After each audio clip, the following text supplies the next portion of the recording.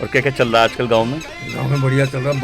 बर्फी काट रहे हैं लोग, गन्ने छील रहे हैं लोग, अच्छा अच्छा। दूध बेच रहे हैं। हाँ बुजुर्ग लोग स्वस्थ तंदुरुस्त हैं, लेकिन बुढ़ापे में खांसी खुर्रा ये तो लगा रहता है। हाँ, ये तो ये तो दुनिया से एक चीज की और बात है भाई, समाज में जो है नई पीढ़ी को जो है अपनी संस्कृति का ज्ञान तब तक नहीं होगा जब तक जो कि 1 घंटा शाम का समय जो है कि किसी मंदिर में उठ बैठ कर न हो। हाँ हमारी हिंदू संस्कृति है ना, जी जी। हिंदू संस्कृति तभी जिंदी रहेगी।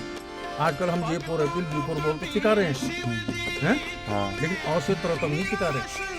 जैसे हमारे गांव में है भी मंदिर, यहाँ पे दो, एक तो है आपके घर के सामने, एक हमारे घर के पास है। हाँ, लेकिन लोग वहाँ पे सुबह शाम आरती हो, लेकिन इस तरह से दिखता नहीं है। दिखते नहीं।